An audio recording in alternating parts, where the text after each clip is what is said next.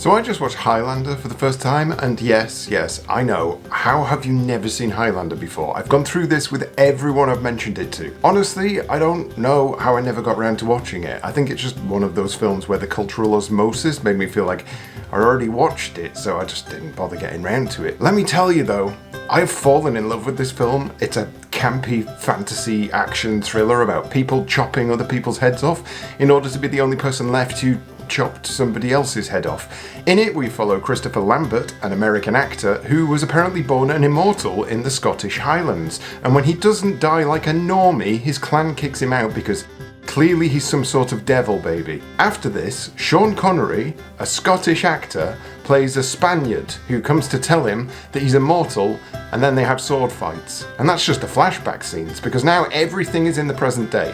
If the present day was 1986, and the entire film follows Christopher Lambert and Clancy Brown trying to steal each other's heads by poking at each other with swords, while Queen blasts out the entire soundtrack.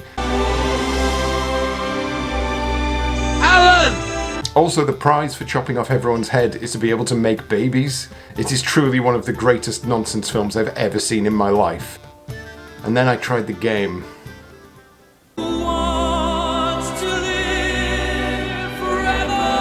I should have known better than to rely on an ocean movie tie-in to provide me with the goods. Lord knows I've been burnt on that one before, but hey, at least it wasn't a platform game, right? At least it wasn't Christopher Lambert making pixel-perfect jumps across the Scottish Highlands. Let's just put it that way.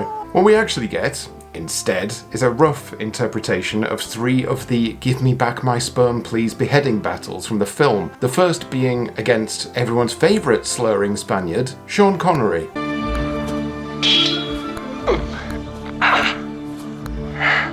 If it came down to just us two, would you take my head? Note here that the graphics are somewhat shit. That's probably the nicest way to put it, but I'd like to offer up a counterpoint here.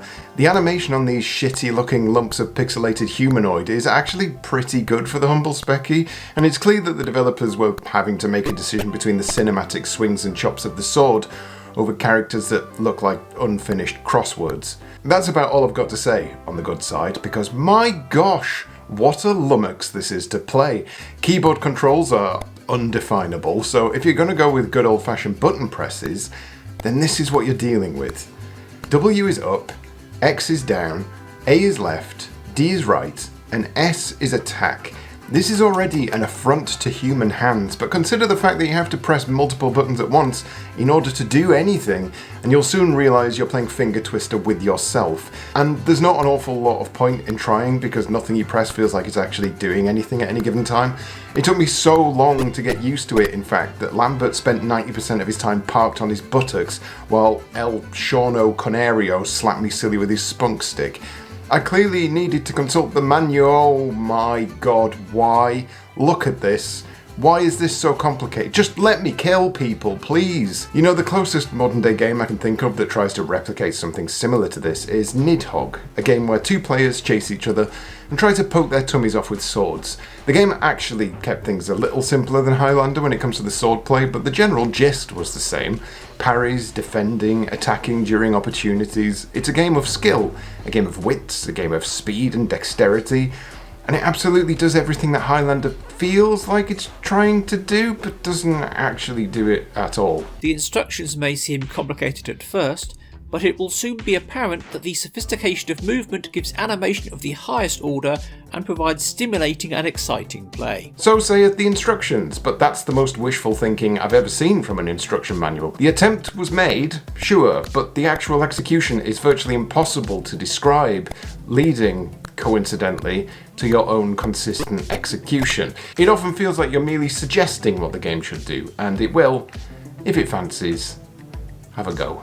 There are 3 difficulties which can be loaded from the tape separately. All of them are just sort of exactly the same with slightly different looking characters, apart from the fight with Kurgan in which Clancy Brown looks like he's come straight out of the Muppet Show. And that's literally all the game offers, but it doesn't even really offer that, because I cannot for the life of me beat even 1 level of this damn thing. Not 1. So you know what? I need some outside help. It's time to call in an expert, a man who has completed Golden Axe without taking a hit once.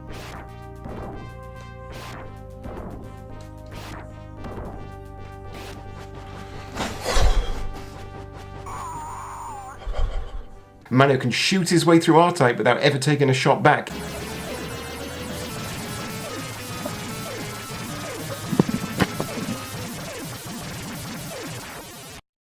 A man who can uppercut his way through Street Fighter 2 on the hardest difficulty without losing a single round. That's the best game of Street Fighter 2 I might have ever played. Holy shit. Time to put One Credit Classics to the ultimate test against Highlander on the ZX Spectrum. And if he wins, I will give him his testicles back. Which is definitely what I think the film is implying. It's never anything good, is it? Right, let's go.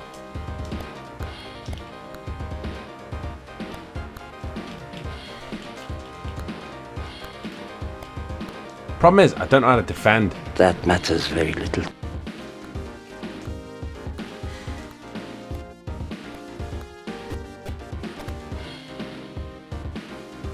Oh, that worked great, brilliant. This is diabolical. So it feels like I can't back up in a corner, I'm dead. It smashes me across the knees. Brilliant. None of the other buttons do anything.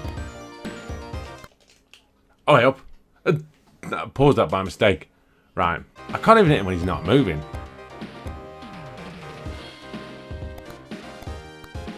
That doesn't work.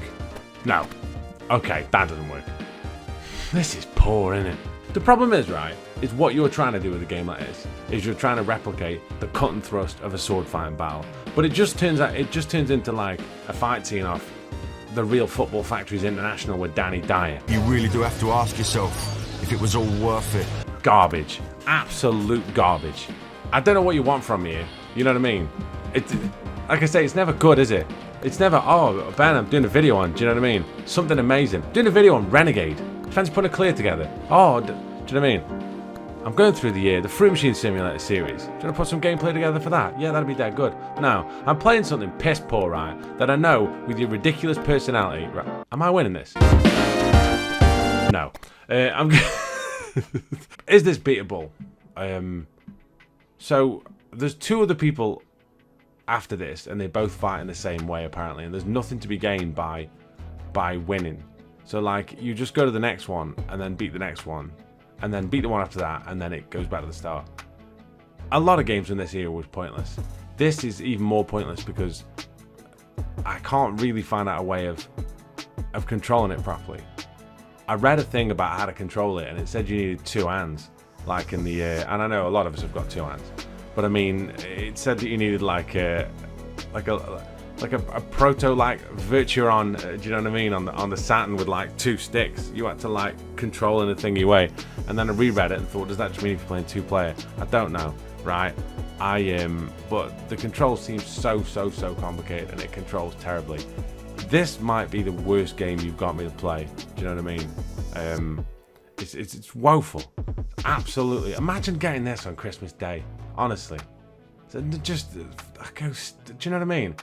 Go bury it somewhere, like under a big pile of snow, and just hope that somebody takes it away so you never have to play again. This is just tossing it. Even for you, this is terrible. And I don't say those words lightly. You know, it's sad to see that I have to give a man a mental breakdown in order to prove my point, but watching Ben fold in on himself like a depressed black hole as the game beats him over the head again and again is, I suspect, exactly the misery most people dealt with when buying this game back in 1986. What, fat graphics?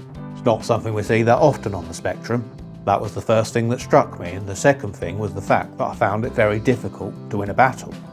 And no doubt I'll get better if I practice, but frankly, I can't be bothered. Crash Magazine there, who still ended up giving the game a 57% in spite of no one actually saying anything nice about it. Sinclair User were less lenient, with 2 out of 5. There's almost no technique or finesse required in the fighting. Relentlessly slam the joystick and keep on till you win. Let up for a second and you're dead. Ocean probably paid big bucks for the license and has ended up with a golden turkey. This was the only Highlander game for a good long while, and it took until 1995 before another title turned up, Highlander: The Last of the MacLeods for the for the Jaguar CD, which is why you've never heard of it, basically. This game, however, follows the plot of the first season of the animated TV show of Highlander, and not the film. And the reviews range from 39% to 95%, so I'm sure it's probably one I'll look at in future, but maybe this time I won't upset Ben with it. It's never anything good, is it? Lastly, there was another game due to appear which was unceremoniously cancelled in 2010, imaginatively titled Highlander the Game. This would have been an action role-playing game in which you probably behead people to steal their sperm. I don't know, it never came out, but it does look to be the game that would have given us a decent approximation of what the film brought to us. A big, bold, stupid adventure that takes itself incredibly seriously without really taking anything seriously at all. In terms of the game though, it seems there can be only one. It's fucking shit.